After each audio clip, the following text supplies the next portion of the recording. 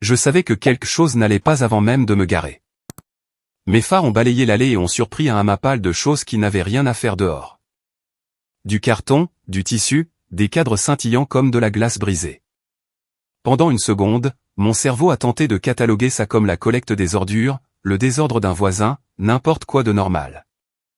Puis j'ai reconnu mon propre manteau, puis mes propres albums photos, puis le coin d'une boîte portant mon écriture.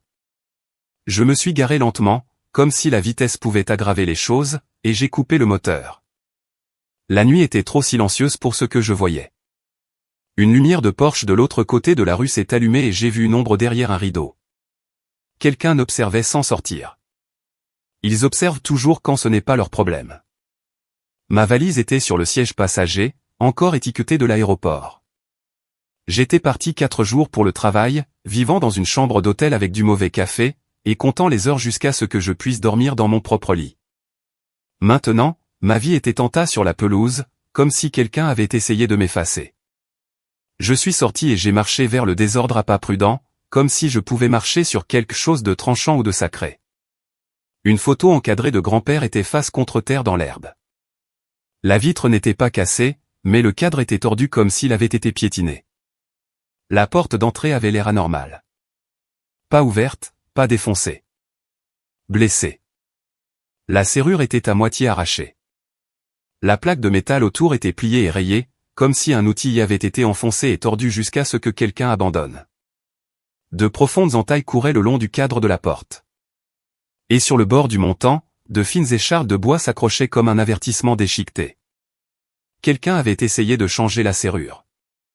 Quelqu'un avait essayé de forcer ma maison à cesser d'être la mienne. J'ai posé ma valise et j'ai cherché mes clés, mes mains stables d'une manière qui semblait presque anormale. J'ai glissé la bonne clé dans la serrure. Elle a à peine tourné. La porte s'est ouverte de quelques centimètres avec un grincement réticent. Un air froid s'est exhalé vers moi, vicié et anormal, comme si la maison avait retenu son souffle depuis le moment où elle avait été attaquée. Je ne suis pas entré immédiatement. Je suis resté sur le seuil, à l'écoute. Pas de bruit de pas, pas de mouvement, pas de télévision allumée au loin. Juste le doux bourdonnement de ma lumière de Porsche et le sifflement lointain d'une voiture qui passait, ralentissant légèrement, car les gens ralentissent toujours quand ils pensent qu'ils pourraient assister à un spectacle. J'ai fait un pas à l'intérieur, puis un autre. Le tapis d'entrée était retourné. Une de mes chaussures, une seule, était posée au centre du couloir comme un repère. Les porte-manteaux près de la porte étaient vides, des vis arrachées visibles dans le mur de plâtre. Mon estomac s'est noué, mais je n'ai pas laissé cela se transformer en bruit. Le bruit, c'est ce qu'ils veulent. J'ai marché vers le salon. Le premier tiroir de ma table d'appoint avait été arraché et vidé. Des reçus, des stylos, du vieux courrier, un rouleau de ruban adhésif à moitié utilisé. Rien de valeur, rien qui aurait un sens pour un voleur. Ce n'était pas un vol. C'était une vengeance. Les portes du meuble sous ma télévision étaient ouvertes, pendant de travers. Les livres avaient été jetés des étagères. Le petit bol en céramique que j'utilisais pour les clés de rechange était brisé sur le sol. Des morceaux éparpillés comme si quelqu'un l'avait frappé assez fort pour apprécier le son. Ma chambre était pire. La couette avait été arrachée du lit et poussée dans un coin. Les tiroirs de ma commode avaient été sortis et vidés. Le matelas était incliné comme si quelqu'un avait essayé de le soulever et s'était énervé de son poids. La porte du placard pendait à moitié hors de son rail. Chaque chose intime que je possédais avait été manipulée par quelqu'un qui me détestait. Ma gorge s'est serrée et pour la première fois, j'ai goûté à la panique, métallique et amère. Je ne l'ai pas laissé sortir. J'ai sorti mon téléphone de ma poche et j'ai commencé à enregistrer, balayant lentement la pièce, les dommages à la porte, les tiroirs, le sol, le placard. Puis je suis retourné dans le couloir, filmant la serrure et le cadre éclaté. Parce que si cela devait devenir une histoire, ce serait la mienne, pas la leur. Je suis entré dans la cuisine et je me suis arrêté. Mes tiroirs de cuisine étaient ouverts, eux aussi. Mais un était différent. Celui où grand-père gardait ses vieux outils quand il était encore en vie. À l'époque où il se traînait dans ses pantoufles et faisait semblant de ne pas me voir l'observer. Ce tiroir n'était pas seulement ouvert. Il avait été vidé avec soin. Le plateau à outils avait disparu. Et j'ai su, avec une certitude froide et maladive, que celui qui avait fait ça ne cherchait pas d'argent. Il cherchait quelque chose que grand-père avait laissé derrière lui. Quelque chose qu'il croyait lui appartenir. J'ai éloigné mon téléphone de mon visage et j'ai fixé le tiroir vide. La voix de ma sœur a jailli dans ma tête comme une ecchymose. Tu ne mérites pas cet endroit. Tu as toujours tout. Grand-père ne t'a choisi que parce que tu étais sa petite préférée. Elle l'avait dit la dernière fois que nous nous étions parlé, il y a des semaines, quand je lui avais dit non. Non, elle ne pouvait pas rester ici un moment. Non, elle ne pouvait pas entreposer des choses. Non, elle ne pouvait pas avoir une clé, juste au cas où. Elle avait ri comme si c'était drôle. Puis elle s'était tue, comme si elle faisait l'inventaire de mes points faibles. Je ne savais pas qu'elle avait fait ça. Pas encore. Mais mon corps le savait. Mon instinct le savait. Ce sentiment dans mon estomac n'était pas la peur d'un étranger. C'était de la reconnaissance. Je suis allé à l'évier et j'ai ouvert l'eau. Pas parce que j'en avais besoin, mais parce que j'avais besoin d'un son normal pour m'ancrer. Mes mains étaient froides. Ma respiration était oppressée. J'ai fixé le jet d'eau jusqu'à ce que mes pensées cessent de s'éparpiller. Puis je me suis souvenu de quelque chose que grand-père disait à propos de cette maison. Pas souvent, pas nonchalamment. Seulement quand ma sœur était dans les parages et qu'il ne voulait pas se disputer directement avec elle.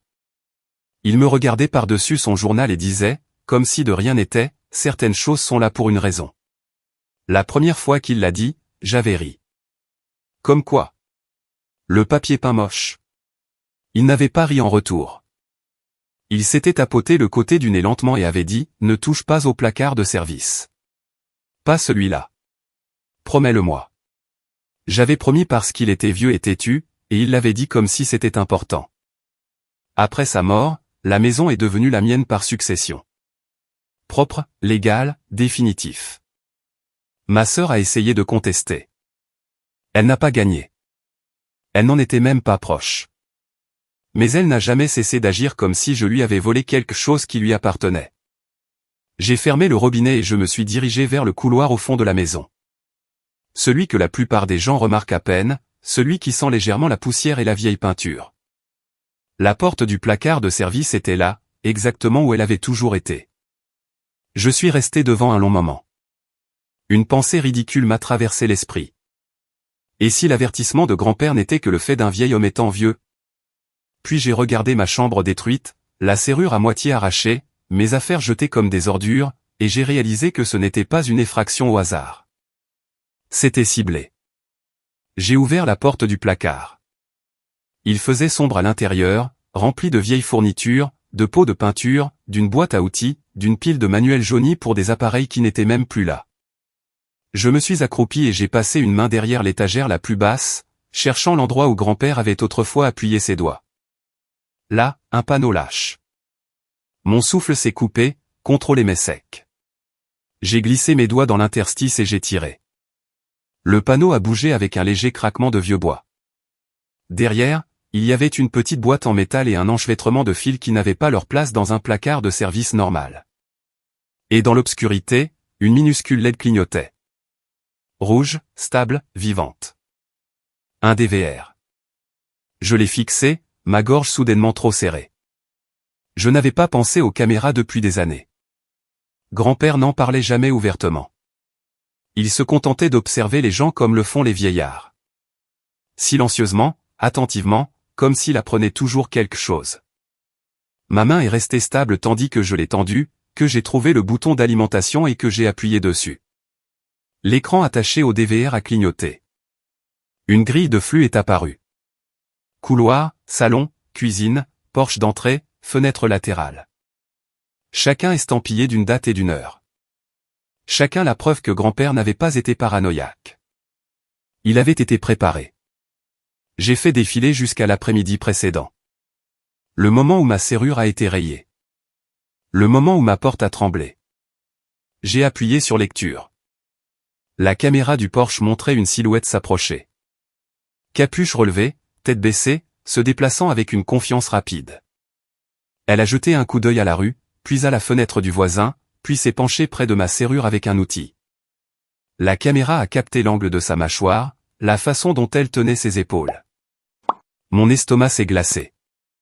La personne a essayé la serrure, a échoué, a réessayé, puis, comme si elle en avait fini de faire semblant, a mis la main dans sa poche et a sorti une clé. Une clé que je n'avais jamais donnée à personne. La porte s'est ouverte. La silhouette est entrée. Puis, comme si elle ne pouvait pas supporter la chaleur de son propre déguisement, elle a rabattu sa capuche. Le flux du DVR s'est figé une fraction de seconde, se mettant en mémoire tampon et grésillant, puis est devenu net, et l'écran s'est fixé sur un visage. Celui de ma sœur. Je n'ai pas bougé pendant une seconde entière après avoir vu son visage sur cet écran. Non pas parce que j'étais surprise, mais parce que mon corps essayait de décider s'il devait trembler, crier ou devenir insensible. J'ai choisi la 4e option. J'ai documenté. J'ai appuyé sur pause, puis j'ai rembobiné de 10 secondes. Je l'ai rejoué, plus lentement cette fois, en regardant le moment exact où ma sœur a retiré sa capuche, comme si elle était fière de ce qu'elle s'apprêtait à faire. Puis j'ai cherché derrière le DVR et j'ai trouvé les ports que grand-père avait cachés aussi soigneusement que tout ce qu'il faisait. USB, HDMI, une petite fente pour une carte SD. Ce n'était pas un jouet bon marché. C'était un système, un plan. J'ai sorti mon ordinateur portable de mon sac de travail, là, sur le sol du couloir. Je l'ai connecté. J'ai copié les images à 2 endroits, un dossier sur mon disque dur et un téléversement sur le cloud qui a commencé à tourner immédiatement. Puis j'ai ouvert mon téléphone et j'ai enregistré l'écran avec l'horodatage visible. Parce que j'ai appris à la dure que les gens diront que tout est monté si vous ne leur montrez qu'un fichier. Vous leur montrez l'écran, vous leur montrez l'heure, vous leur montrez le moment. Ma main est restée stable pendant tout ce temps. Ma gorge, non. Quand la barre de téléversement a atteint la moitié, j'ai rembobiné jusqu'au moment où elle est entrée dans la maison. Elle n'a pas seulement déverrouillé la porte, elle l'a déverrouillée comme si elle en était propriétaire. Aucune hésitation, aucun regard par-dessus son épaule, sauf une fois.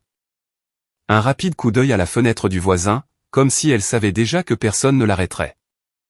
À l'intérieur, l'angle de la caméra a changé alors qu'elle se déplaçait dans les pièces. Le flux du salon la montrait entrant dans le cadre, regardant autour d'elle, puis souriant d'une manière qui m'a retourné l'estomac. Comme si elle était enfin seule avec quelque chose qu'elle pensait mériter. Elle est allée directement au placard du couloir en premier. Pas ma chambre, pas la cuisine, le placard du couloir. Comme si elle cherchait une cible connue. Elle l'a ouvert brusquement, a écarté les produits de nettoyage et a juré à voix basse quand elle n'a pas trouvé ce qu'elle voulait. Puis elle est allée dans la cuisine. Elle a ouvert le tiroir où grand-père gardait ses outils. Elle n'a pas tâtonné. Elle n'a pas exploré. Elle a plongé la main et a retiré l'espace vide comme si elle s'attendait à ce qu'il soit là. Quand elle a réalisé qu'il avait déjà été vidé, elle a claqué le tiroir si fort que la caméra a légèrement tremblé. Puis elle a fait quelque chose de pire. Elle a sorti son téléphone et a commencé à prendre des photos. Des photos lentes et délibérées de l'intérieur, des comptoirs de cuisine, des coins du salon, des angles du couloir, comme si elle documentait la maison pour quelqu'un d'autre. Pas une vengeance, une préparation. J'ai eu froid dans le dos.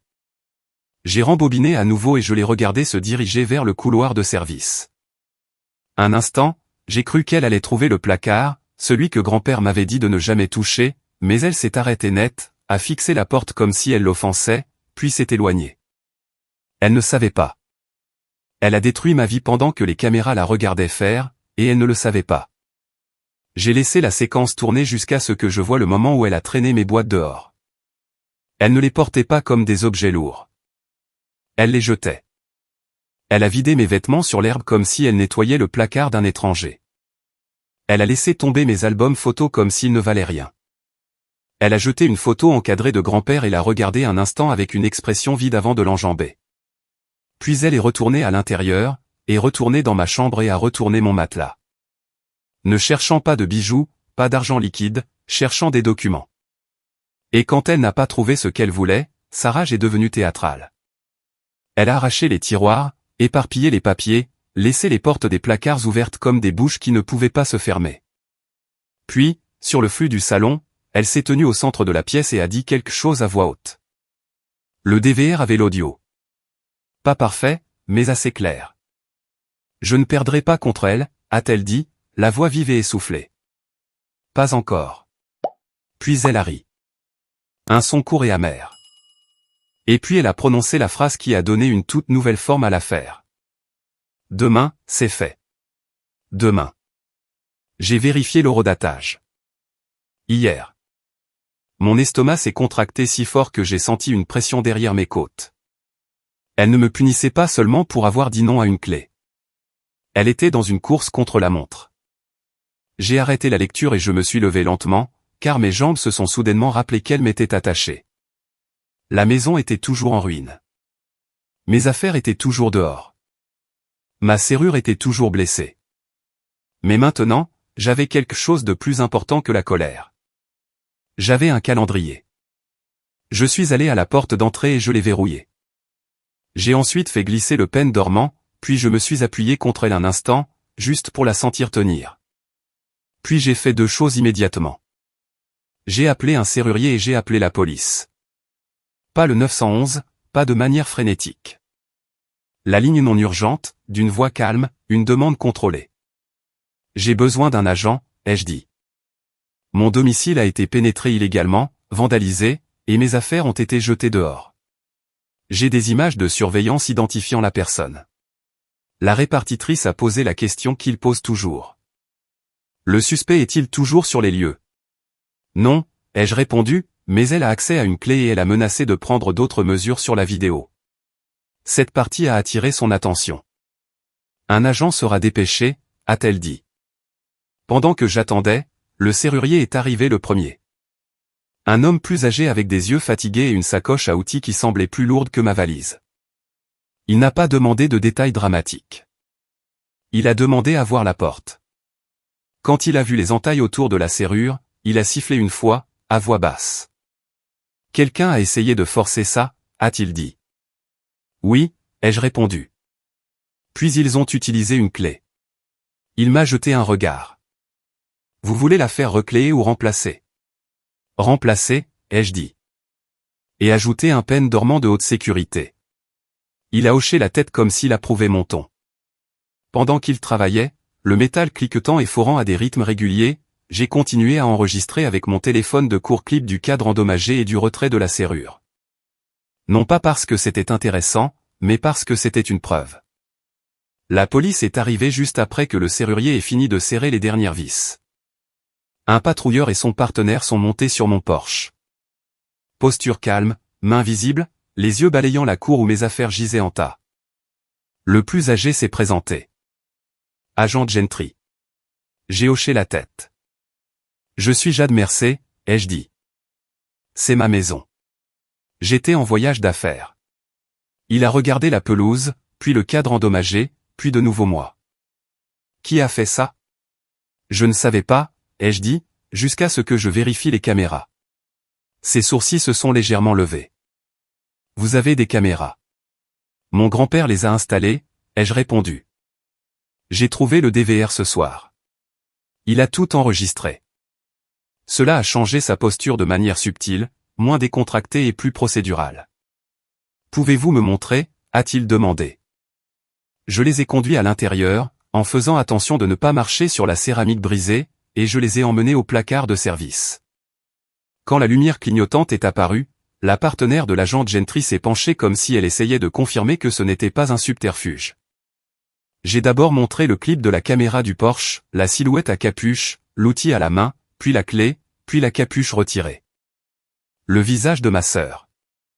L'agent Gentry n'a pas réagi avec un sursaut ou une malédiction. Il a réagi avec immobilité. Le genre d'immobilité qui signifie, d'accord, maintenant nous avons une affaire. C'est votre sœur, a-t-il demandé. Oui, ai-je dit. Quel est son nom, a-t-il demandé. Marina, ai-je répondu.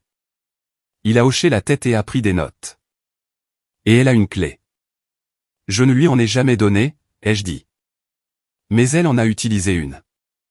L'agent Gentry a levé les yeux. Savez-vous comment elle l'a obtenue? Je n'ai pas deviné. J'ai donné la seule réponse honnête. Je ne sais pas, ai-je dit. Pas encore. Sa partenaire a demandé, vous a-t-elle déjà menacé? J'ai pensé à toutes les fois où Marina avait dit des choses juste assez bas pour les nier plus tard. J'ai choisi la vérité la plus simple. Elle essaie de prendre le contrôle de cette maison depuis que mon grand-père me l'a laissée, ai-je dit. Elle est en colère et elle escalade quand elle n'obtient pas ce qu'elle veut. Le stylo de l'agent Gentry s'est arrêté. Votre grand-père vous a laissé la maison. Oui. Cela comptait pour eux. Propriété, mobile, intention. Il a de nouveau regardé l'écran, puis a demandé, avez-vous le clip où elle dit, demain? J'ai rembobiné et je l'ai joué. La voix de ma sœur est sortie du minuscule haut-parleur du DVR, vive et confiante. Demain, c'est fait. La partenaire de l'agent Gentry a froncé les sourcils. Demain? Quoi? Je n'ai pas répondu avec émotion. J'ai répondu avec une peur qui s'était transformée en logique. Je ne sais pas, ai-je dit. La mâchoire de l'agent Gentry s'est légèrement contractée. Il a jeté un coup d'œil à sa partenaire, puis de nouveau à moi. Madame Mercé, a-t-il dit, je vais classer cela comme entrée illégale, méfait criminel et cambriolage, car elle est entrée avec une clé que vous n'avez pas donnée, elle a endommagé des biens et a fouillé dans vos affaires. Ma gorge s'est de nouveau serrée, mais ma voix est restée stable. Je veux porter plainte, ai-je dit. Il a hoché la tête une fois. D'accord. Sa partenaire a regardé le panneau du placard et le DVR. Nous avons besoin d'une copie de cette séquence, a-t-elle dit. Je l'ai déjà sauvegardée, ai-je répondu. Et je leur ai montré la progression du téléversement sur le cloud, maintenant terminée. L'agent Gentry m'a donné une carte avec un numéro de rapport. Un inspecteur pourrait suivre, a-t-il dit. Vu l'angle familial, les gens essaient de dissuader les victimes de poursuivre. Ne les laissez pas faire. Je ne le ferai pas, ai-je dit. Puis il a posé une question qui m'a fait hérisser les poils sur les bras. Votre sœur a-t-elle quelqu'un avec elle, a-t-il demandé. Un petit ami, un ami, quelqu'un qui pourrait se présenter demain. J'ai de nouveau regardé l'écran du DVR, pensant à la façon dont Marina prenait des photos comme si elle créait une annonce. Puis je me suis souvenu de quelque chose que je n'avais pas remarqué la première fois, car j'étais concentré sur son visage. Dans le clip de la caméra du Porsche, juste avant qu'elle ne déverrouille la porte, elle a levé son téléphone et a parlé dedans, doucement, près du microphone. J'ai rembobiné à ce moment et j'ai augmenté le volume. Sa voix était plus claire là. Dehors. Oui, a-t-elle dit. Je suis à l'intérieur maintenant. Dis-lui demain à 10 heures. Apporte les formulaires. Les yeux de l'agent Gentry se sont plissés. Dire à qui? J'ai regardé à nouveau le clip, et cette fois j'ai vu le détail que j'avais manqué. Le nom du contact sur son écran a clignoté une fraction de seconde alors qu'elle terminait l'appel. Pas un nom complet, juste un mot. Séquestre. Mon estomac s'est glacé. Parce que demain à 10 heures n'était pas une menace. C'était un rendez-vous. Je n'ai pas envoyé de SMS à Marina. Je ne l'ai pas appelée. Je ne l'ai pas prévenu que j'avais son visage sur caméra, sa voix sur audio, son mot, séquestre, clignotant comme un aveu. Parce qu'au moment où vous alertez quelqu'un comme ma sœur, elle ne s'arrête pas. Elle pivote. Elle supprime. Elle réécrit. Elle se présente avec une nouvelle histoire et un nouveau témoin. Alors, je suis resté silencieuse et j'ai agi là où elle ne pouvait pas discuter, dans des systèmes qui ne se soucient pas des drames familiaux. Cette nuit-là, après le départ des policiers, je me suis forcé à faire 3 choses ennuyeuses et brutales. J'ai parcouru chaque pièce et photographié tout ce qu'elle avait détruit. J'ai dressé une liste de ce qui manquait. Et j'ai vérifié mon coffre-fort. Le coffre-fort était toujours boulonné au sol du placard, mais le dossier à l'intérieur, celui avec les copies de mon acte de propriété, ma police d'assurance titre, les lettres de succession de grand-père, avait été dérangé, les pages en désordre, les onglets pliés. Le genre de désordre qui signifie que quelqu'un n'a pas seulement fouillé. Il a cherché avec intention. Et un document avait disparu. Une copie certifiée de la dernière ordonnance de succession me nommant représentante personnelle. Mon estomac s'est glacé, car c'était le document qui vous permet de parler aux banques, aux assureurs, aux comtés comme si vous n'étiez pas seulement un parent. C'était le pouvoir sur papier. Et Marina n'a pas volé mes vêtements pour me blesser. Elle a volé ce papier pour s'emparer de la maison. J'ai à peine dormi. Quand je l'ai fait, c'était par courtes et légères périodes, comme si mon corps ne faisait plus confiance à l'obscurité. Le lendemain matin à 7h30, j'étais au bureau de l'enregistrement du comté avec mon numéro de rapport en main et mon ordinateur portable dans mon sac. La salle d'attente était déjà pleine. Les gens tenaient des licences de mariage, des privilèges d'entrepreneurs et des piles d'avis d'imposition. Une mère berçait un bébé sur son genou. Un homme en gilet de travail fixait le sol comme s'il lui devait de l'argent. Personne ne m'a regardé.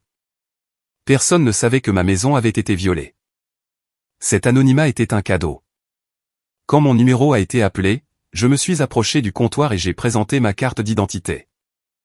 J'ai besoin de l'historique complet de la parcelle pour mon adresse, ai-je dit. Et je dois placer une alerte à la fraude. J'ai un rapport de police. J'ai des images de surveillance identifiant la personne qui est entrée. La greffière, une femme dans la quarantaine avec des yeux perçants et une bouche fatiguée, a tapé mon adresse et ses doigts se sont arrêtés. Puis elle s'est penchée plus près de son écran et quelque chose de subtil a changé dans son expression. Pas de choc, de la reconnaissance. D'accord, a-t-elle dit doucement. Je vois votre propriété. J'ai gardé une voix calme. Pouvez-vous me dire si quelque chose a été enregistré récemment? Elle a cliqué dans la liste des documents. Hier, a-t-elle dit. Ma poitrine s'est serrée. Qu'est-ce qui a été enregistré hier? Elle n'a pas répondu immédiatement. Elle a cliqué à nouveau. Plus profondément, plus lentement, comme si elle voulait être sûre avant de le dire à voix haute. Puis elle a levé les yeux vers moi. 2 documents, a-t-elle dit. L'un est une demande de changement d'adresse postale pour les relevés de taxes. Ma gorge s'est serrée. Pour où? La greffière l'a lu, une adresse différente. Je savais déjà à qui elle appartenait. D'accord, ai-je dit. Quel est le second? Elle a dégluti une fois, puis l'a dit. Une procuration. La pièce n'a pas tourné. Ma vision ne s'est pas brouillée. J'ai juste senti l'air se raréfier. Une procuration pour quoi, ai-je demandé. La greffière a cliqué et a légèrement tourné son moniteur, assez pour que je puisse voir sans qu'elle me le montre entièrement. Procuration durable. Mandant, Jade Mercé. Mandataire, Marina Mercé. Ma sœur. Ma gorge s'est serrée si fort que ça faisait mal. Il est dit que j'ai signé ça, ai-je dit, d'une voix plate. La greffière a hoché la tête une fois. Il est dit que vous avez accordé à votre sœur le pouvoir de gérer les transactions immobilières en votre nom. Transactions immobilières. Les mots ont atterri comme une porte qui claque. La greffière a continué, lisant comme si elle documentait une tempête. Il comprend également une déclaration selon laquelle vous êtes parfois incapable de gérer vos affaires et que cette procuration est effective immédiatement.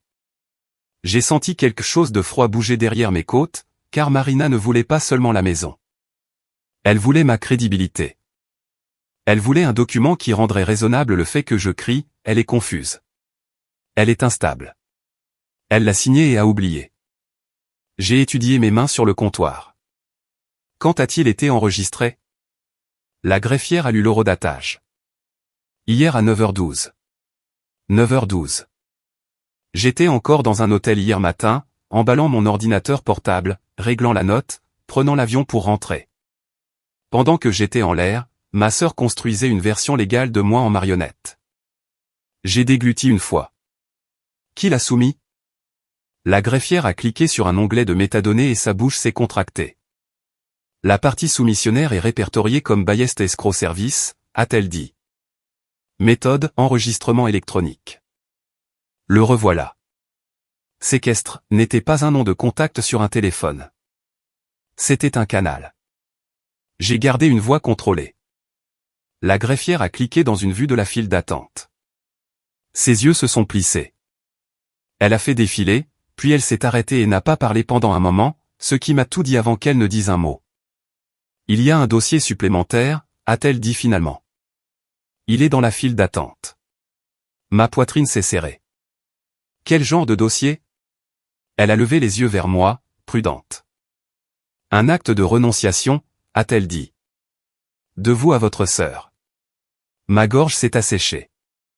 Et il est programmé, a-t-elle ajouté d'une voix plus basse, pour être finalisé à 10h aujourd'hui, en attente de la dernière vérification. Aujourd'hui, pas demain. Mes mains sont devenues plus froides. Ma bouche est restée calme. 10 heures, ai-je répété. Oui, a-t-elle dit. Il a été soumis tard hier soir. Il est marqué comme urgent et fait référence à la procuration comme autorité. C'est ce que Marina voulait dire quand elle disait « Demain, c'est fait ». Demain était sa clôture, sa réunion, sa célébration. Mais l'enregistrement, le changement légal, était prévu pour ce matin. J'ai vérifié l'horloge murale derrière la greffière. 9h41. 19 minutes. Je n'ai pas élevé la voix. Je n'ai pas plaidé. Je n'ai pas fait de scène. J'ai fait ce que grand-père m'a appris sans jamais le dire directement. J'ai forcé le moment à entrer dans les registres. Je dois placer une alerte à la fraude d'urgence sur la parcelle, ai-je dit. Les yeux de la greffière ont parcouru mon visage comme si elle décidait si j'étais réel. Puis elle a hoché la tête une fois. Remplissez ceci, a-t-elle dit, en me glissant un formulaire. Alerte à la fraude immobilière.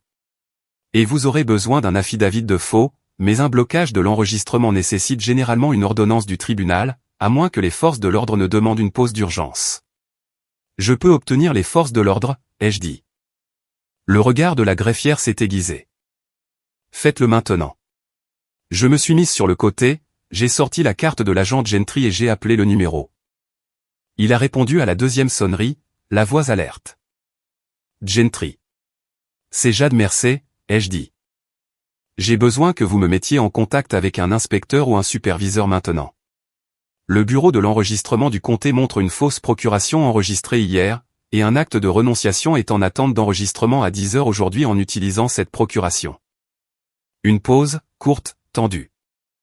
Restez là, a-t-il dit. Ne raccrochez pas, je ne l'ai pas fait.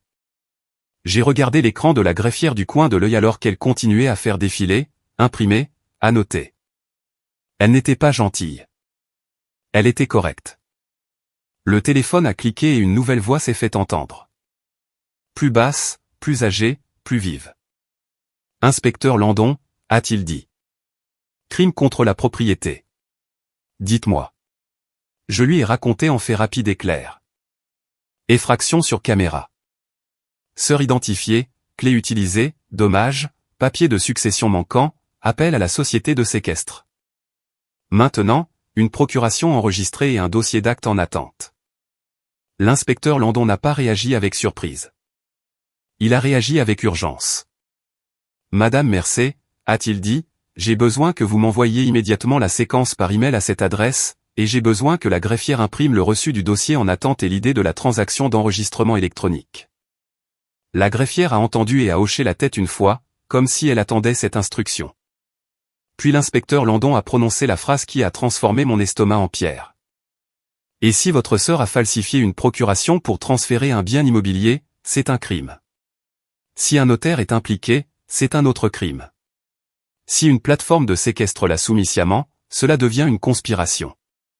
J'ai gardé une voix stable. Pouvez-vous arrêter l'enregistrement à 10 heures? Nous pouvons demander une pause d'urgence, a-t-il dit. Mais vous devez comprendre quelque chose. Ces dépôts avancent comme sur un tapis roulant. Nous avons quelques minutes. Mes yeux sont retournés à l'horloge. 9h46. 14 minutes. La greffière m'a glissé une feuille imprimée, le résumé de la transaction en attente. Il listait l'heure de soumission, l'idée de la transaction et le document d'autorisation. Autorité, procuration durable enregistrée hier à 9h12. J'ai senti ma gorge se serrer, puis se calmer en quelque chose de plus froid. Inspecteur, ai-je dit. Ma sœur a dit sur la vidéo, demain, c'est fait. Elle pensait que je ne trouverais pas ça avant que ce ne soit enregistré. Il y eut un bref silence sur la ligne. Puis la voix de l'inspecteur Landon s'est aiguisée. Écoutez attentivement, a-t-il dit. Ne contactez pas votre sœur. Nous allons intervenir au moment de l'exécution, chez la société de séquestre, car c'est là que se trouveront les documents, le notaire et son appareil. C'est là que nous pouvons établir l'intention. Mon estomac s'est noué. Vous voulez que j'y aille? Je veux que vous soyez disponible, a-t-il dit. Mais je veux aussi que vous soyez en sécurité. Nous allons nous coordonner. La greffière s'est penchée vers moi et a chuchoté, si les forces de l'ordre le demandent, Je peux marquer ceci comme contesté et suspendre temporairement l'indexation. J'ai hoché la tête une fois. S'il vous plaît, faites-le. Elle a commencé à taper rapidement. 9h51, mon téléphone a vibré. Un SMS de Marina. Tu es déjà rentré? J'ai eu froid dans le dos. Un autre SMS quelques secondes plus tard. Ne gâche pas ça pour toi-même. Ma gorge s'est serrée. Pas de peur, de certitude. Elle savait que l'horloge des 10 heures tournait, et elle vérifiait si j'étais en position de l'arrêter. À 9h53, la greffière m'a rendu le formulaire d'alerte à la fraude avec son tampon et un regard qui disait qu'elle comprenait les enjeux sans avoir besoin de l'histoire. J'ai marqué le dossier en attente comme contesté, a-t-elle dit doucement. Cela vous fait gagner des minutes, pas l'immunité. Des minutes, c'était tout ce dont j'avais besoin. Je me suis dirigé vers le mur latéral, j'ai ouvert mon ordinateur portable et j'ai cliqué sur envoyer sur l'email que l'inspecteur Landon m'avait donné. J'ai joint 3 fichiers. Le clip de la caméra du Porsche montrant le visage de Marina, le clip audio où elle dit « Demain, c'est fait », et l'enregistrement d'écran où son téléphone a affiché « Séquestre ». Puis j'ai transféré le résumé de la transaction en attente du bureau d'enregistrement et la page d'index de la procuration enregistrée. La roue de téléversement a tourné une seconde, puis a envoyé. Mon téléphone a de nouveau vibré. Marina. Tu es déjà là. Je n'ai pas répondu. J'ai fait une capture d'écran et l'ai ajoutée au même fil de discussion.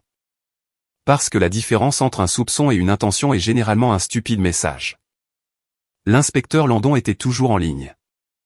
Je pouvais l'entendre taper rapidement, de manière saccadée, comme s'il construisait une cause probable en temps réel. Madame Mercé, a-t-il dit, j'envoie 2 unités à Ballest Escroc. J'appelle également le service de conformité de la plateforme d'enregistrement électronique pour demander une pause d'urgence dans le cadre d'une enquête pour fraude. Le feront-ils, ai-je demandé.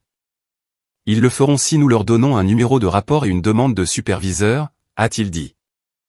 Et vous avez déjà les 2. La greffière s'est légèrement penchée sur le comptoir. Dites-lui que le dossier est dans la file d'attente sous l'idée de transaction, a-t-elle dit, et a énuméré les chiffres comme si elle les avait lus 1000 fois. Je les ai répétés au téléphone. Landon ne m'a pas remercié avec émotion. Il m'a remercié par l'action. Bien, a-t-il dit. Maintenant, écoutez attentivement. J'ai besoin que vous alliez à Ballest Escroc. Mon estomac s'est noué. Tout de suite. Tout de suite, a-t-il confirmé. N'entrez pas seul. Ne vous annoncez pas, garez-vous de l'autre côté de la rue. Gardez votre téléphone allumé. Si vous voyez votre sœur, ne l'approchez pas. Nous voulons la prendre en flagrant délit. Appareil, document, notaire, instruction de séquestre. C'est comme ça qu'on s'assure que les charges tiennent. Ma gorge s'est serrée alors que la vérité de la situation me frappait. Ils n'essayaient pas seulement d'arrêter l'acte. Ils essayaient de verrouiller la porte derrière elle. D'accord, ai-je dit. J'ai attrapé mon dossier, tampon d'alerte à la fraude, historique de parcelles certifiées, résumé du dossier en attente, et je suis sorti du bureau d'enregistrement sans me retourner. Dans le parking, j'ai regardé l'heure. 9h58. 2 minutes. J'ai conduit comme si la limite de vitesse était une suggestion et chaque feu rouge une négociation.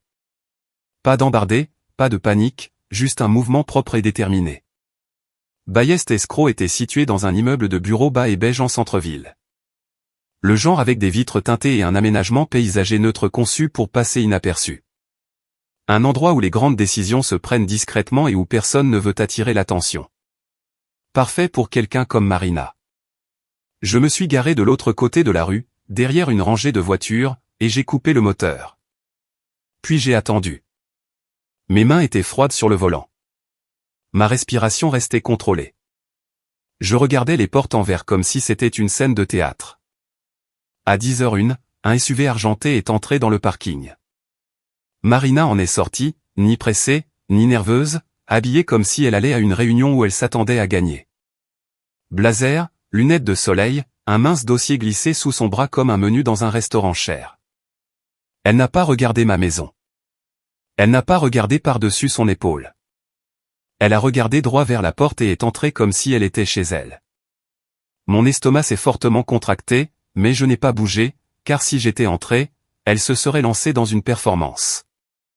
Elle se serait transformée en victime. Elle aurait prétendu que je la harcelais. Alors, je suis resté dans la voiture et j'ai laissé le système l'approcher en premier. À 10h03, 2 voitures banalisées sont entrées dans le parking avec la confiance tranquille de ceux qui n'ont pas besoin de sirène pour être obéis. L'inspecteur Landon est sorti de la première. Je l'ai reconnu immédiatement. Même voix, même posture. Il a balayé le bâtiment du regard, a vu ma voiture de l'autre côté de la rue et a levé légèrement la main dans un petit geste pour me dire de rester. Puis il est entré. J'ai regardé à travers les vitres teintées les silhouettes bouger dans le hall. Une réceptionniste tournant la tête. Un homme en cravate sortant d'un bureau intérieur. La silhouette de Marina se déplaçant, trop tendue pour être désinvolte. Mon téléphone a vibré. Un nouveau SMS de Marina. Oh, ne sois pas stupide. C'est déjà signé. Déjà signé. Pas enregistré. Cette distinction était importante. J'ai fait une capture d'écran et l'ai envoyée à Landon immédiatement. 10h06. Les portes d'entrée se sont ouvertes. Marina est sortie. Et pour la première fois depuis que j'avais vu son visage sur le DVR, elle n'avait pas l'air confiante. Elle avait l'air tendue, en colère, contenue. Derrière elle, l'inspecteur Landon marchait avec un homme en costume gris, un agent de séquestre, qui semblait pâle et confus, comme s'il venait de réaliser qu'il tenait un fil sous tension. Landon n'a pas attrapé Marina. Il ne l'a pas touchée. Il s'est simplement approché assez près pour contrôler l'espace. Marina s'est retournée, a vu les voitures banalisées, et son visage s'est réarrangé en indignation. Puis elle a repéré ma voiture de l'autre côté de la rue. Sa tête s'est tournée vers moi comme un aimant, et je l'ai vue décider en temps réel si elle devait venir vers moi. Elle a commencé à bouger. Landon s'est mis sur son chemin sans élever la voix. « Marina Mercé », a-t-il dit. Son menton s'est relevé. « Oui », a-t-elle claqué. « Et qui êtes-vous » ? Inspecteur Landon, a-t-il dit en montrant son badge. Crime contre la propriété. Marina a ri sèchement. C'est une affaire de famille. Ça a cessé d'être une affaire de famille quand vous avez enregistré une fausse procuration et soumis un dossier d'acte pour enregistrement électronique, a répliqué Landon. Ses yeux ont lancé des éclairs. J'ai l'autorisation, a-t-elle dit rapidement. Elle me l'a donnée. L'expression de Landon n'a pas changé. Pas sur la vidéo, en tout cas, a-t-il dit. L'agent de séquestre regardait de l'un à l'autre comme s'il voulait disparaître. Landon s'est légèrement tourné et s'est adressé à lui. Pas à Marina. Monsieur, a-t-il dit, j'ai besoin du dossier de la transaction. Maintenant. Les formulaires d'admission, la vérification d'identité, le certificat de notaire et toutes les communications. L'agent de séquestre a dégluti. Nous pouvons le récupérer, a-t-il balbutié. Mais nous avons suivi la procédure. Nous avions une procuration enregistrée. Et maintenant, vous avez une affaire de fraude active, a dit Landon. Alors, vous allez tout préserver. La voix de Marina s'est élevée. C'est du harcèlement. Elle est instable. Elle, Landon l'a coupée avec une phrase calme. Votre téléphone, a-t-il dit. Donnez-le-moi. Marina a cligné des yeux. Non. Landon n'a pas bougé. Si vous refusez, je demanderai un mandat et j'inclurai l'obstruction. C'est votre choix. Les doigts de Marina se sont resserrés sur son dossier. Puis elle a fait ce qu'elle faisait toujours quand elle sentait que le système pouvait réellement fonctionner. Elle a essayé d'utiliser la foule comme une arme. Elle a projeté sa voix vers l'extérieur, vers le trottoir, vers les voitures qui passaient. C'est ma sœur, a-t-elle crié, fort et théâtrale. Elle essaie de me ruiner parce que grand-père lui a tout laissé. Un homme qui passait a ralenti. Une femme au coin de la rue a jeté un coup d'œil. Marina voulait des témoins. Landon s'en fichait. Il a fait un signe de tête aux 2 policiers en civil derrière lui. Placez-la en garde à vue, a-t-il dit. Les policiers sont intervenus en douceur, lui prenant les bras, fermes, contrôlés, sans drame. Marina s'est débattue. Ne me touchez pas, la voix de Landon est restée égale. Vous êtes placé en garde à vue pour enquête sur faux, usage de faux, et tentative de transfert frauduleux. Le visage de Marina est devenu pâle une seconde avant que la colère ne revienne en force. C'est insensé, a-t-elle sifflé. C'est déjà fait. Landon la regarda vivement. Qu'est-ce qui est déjà fait? La bouche de Marina se tordit en un petit sourire laid. L'acte, dit-elle. Il est déjà enregistré. Je les ai regardés le soumettre. Mon estomac se serra, car si elle disait la vérité, le tapis roulant de 10 heures avait déjà dépassé le point d'arrêt. Landon ne réagit pas émotionnellement. Il réagit comme un homme qui a appris à ne pas faire confiance à la personne prise en flagrant délit. Il sortit son téléphone et appela quelqu'un immédiatement. Je n'entendais que des bribes de l'autre côté de la rue, mais je vis sa posture changer lorsque la réponse arriva. Il écouta. Il regarda à nouveau Marina. Puis il parla assez fort pour qu'elle l'entende. Non, dit-il. Il n'a pas été enregistré. Le sourire de Marina vacilla. Landon continua. Le bureau de l'enregistrement l'a marqué comme contesté. La plateforme d'enregistrement électronique a placé un blocage de conformité d'urgence. Votre dossier est gelé. Pour la première fois de la journée, Marina parut véritablement effrayée. Car dans son esprit, l'acte était la ligne d'arrivée. Et Landon venait de lui dire qu'elle était toujours au milieu de la piste, prise, documentée et encerclée. Mais Marina ne s'effondra pas. Elle fit quelque chose de pire. Ses yeux se posèrent sur moi de l'autre côté de la rue, vifs et haineux. Puis elle se pencha vers Landon et dit, assez bas pour que la plupart des gens n'entendent pas, mais assez fort pour que je l'entende, très bien, chuchota-t-elle. Alors je vais vous dire ce que vous devez vraiment savoir. Les yeux de Landon se plissèrent. Quoi? Les lèvres de Marina tremblaient de rage et de satisfaction en même temps. Les caméras, dit-elle. Mon estomac se glaça parce qu'elle ne devinait pas. Elle savait qu'il y avait autre chose dans cette maison. Quelque chose que grand-père avait caché pour une raison. Et elle était sur le point de l'utiliser comme levier pour me détruire. L'inspecteur Landon ne m'a pas regardé quand Marina a dit ça. Il la regardait elle, comme si elle venait d'admettre la partie qu'elle pensait être une menace. Les caméras de grand-père, répéta-t-il calmement. Pourquoi évoquez-vous cela? La bouche de Marina se contracta. Ses yeux se tournèrent vers moi de l'autre côté de la rue, puis revinrent sur lui. Parce qu'elle cache quelque chose, dit-elle. Il avait des caméras partout dans cette maison. Il enregistrait les gens sans leur consentement. L'expression de Landon ne changea pas. C'est sa résidence, dit-il. Les caméras de sécurité privée ne sont pas un crime. Marina rit brusquement. Pas quand on espionne sa famille. Landon s'approcha, baissant la voix. Vous voulez parler de famille, dit-il, ou vous voulez parler de la fausse procuration que vous avez enregistrée hier? La mâchoire de Marina se serra. Elle pivota immédiatement, essayant un nouvel angle. Elle n'était même pas là, lança-t-elle. Elle était hors de la ville. Elle ne sait pas de quoi elle parle. Landon ne mordit pas à l'hameçon. En fait, dit-il d'un ton égal, nous avons votre visage sur une caméra de Porsche déverrouillant sa porte avec une clé.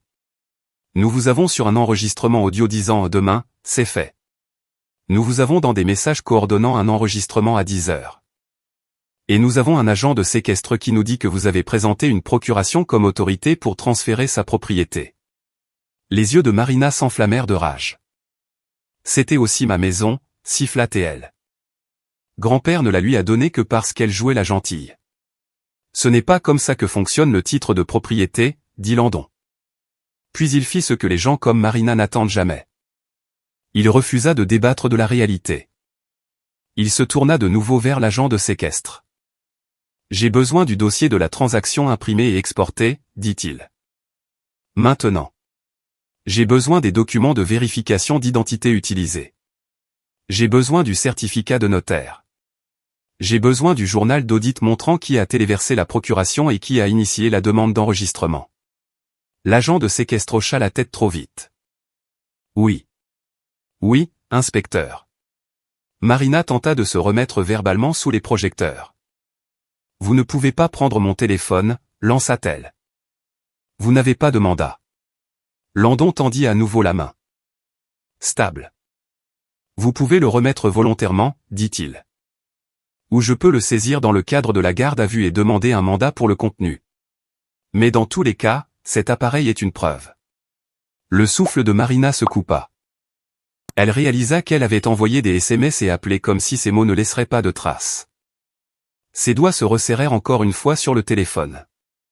Puis elle le fourra dans la poche de son blazer comme si cela pouvait la protéger. Landon fit un signe de tête aux officiers. Ils la fouillèrent, retirèrent le téléphone et le placèrent dans un sac de preuves sans cérémonie. Le visage de Marina se tordit. C'est parce qu'elle est jalouse, cracha-t-elle, la voix s'élevant à nouveau pour le trottoir. Elle a toujours été jalouse de moi. Landon ne jeta même pas un regard aux passants. Il regarda droit Marina et dit la phrase claire et finale, « Vous êtes en état d'arrestation ». Les mots lui tombèrent dessus comme un coup près. Pendant une demi-seconde, elle ne comprit pas. Puis sa posture se brisa. « Pourquoi » demanda-t-elle, la voix soudainement plus petite. Le ton de Landon resta procédural. Faux, usage de faux, tentative de transfert frauduleux, cambriolage et méfaits criminels pour les dommages et le retrait de biens de son domicile. Les yeux de Marina s'écarquillèrent. Cambriolage ? J'avais une clé. Cela aggrave les choses, dit Landon. Vous êtes entré sans permission avec l'intention de commettre un crime. Sa bouche s'ouvrit, puis se referma. Son regard se posa de nouveau sur moi, désespéré maintenant. Comme si elle s'attendait à ce que je sorte et que je règle le problème. Je restai dans la voiture. Je restai derrière la vitre, car à la seconde où j'entrerais dans son orbite, elle essaierait de ramener cela à une dispute familiale. Et je n'allais pas lui donner cet oxygène. Alors qu'il la guidait vers la voiture banalisée, Marina tordit les épaules, essayant de paraître digne tandis que ses poignets étaient placés derrière son dos. « Dites-lui d'arrêter » lança-t-elle à Landon. « Dites-lui de laisser tomber. » Landon ne me regarda pas. « Ce n'est plus elle, maintenant, dit-il. C'est l'État. » Marina pâlit à ces mots, car l'État ne négocie pas avec des larmes. Quelques minutes plus tard, Landon traversa la rue pour venir à ma voiture. Il ne me demanda pas de m'approcher. Il n'invita pas le drame. Il parla à travers ma fenêtre entr'ouverte. « Madame Mercé, dit-il. Le blocage de l'enregistrement est en place. Le dossier de l'acte est gelé. Le téléphone de votre sœur et le dossier de séquestre sont saisis comme preuve. » Je hochai la tête une fois, les mains stables sur le volant. « Merci. » Il m'étudia un instant. « Elle a mentionné des caméras, dit-il. En avez-vous ? » Oui, répondis-je. Mon grand-père a installé un système DVR. Je l'ai trouvé hier soir. Il a enregistré son entrée et ses déclarations. Landon hocha la tête. Nous allons avoir besoin de ce DVR, dit-il. Nous le ferons correctement. Chaîne de possession. S'il a l'audio et les horodatages, cela soutiendra l'intention. Je l'ai déjà sauvegardé, dis-je. 2 copies. C'était intelligent, répondit-il. Et son ton contenait quelque chose comme de l'approbation. Ne le postez pas. Ne l'envoyez pas à la famille. Gardez-le intact. Je le ferai, dis-je.